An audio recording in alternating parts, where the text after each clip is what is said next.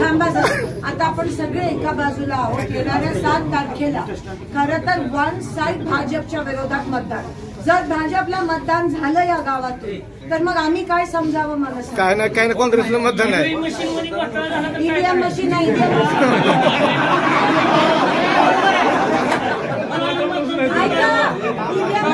घोटाळा असता तर मी निवडून आली नसती. मी 3दा निवडून आली. ईव्हीएम मशीन मध्ये घोटाळा होत नाही. वन साईड झाल्या मतदान आहे. ईव्हीएम मशीन नाही.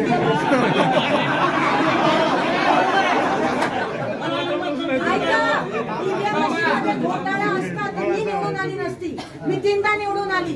ईव्हीएम मशीन मध्ये घोटाळा होत नाही. वन साईड झाल्या. आणि ऐका दादा, आम्ही जो संघर्ष करतोय तुमच्यासाठी, तो जर एक पण मत या गावात जर भाजपला पडलं मग तर काय करायचं मला सांगा. मग तसं होऊ नका देऊ, नाही तर मग ते उघड पडतात सगळेजण. म्हणून ह्या वेळेस भूमिका घ्यायला पाहिजे की बहिष्कार भाजपचा केला पाहिजे. मतदानावर बहिष्कार टाकून फायदा भाजप घेत असते.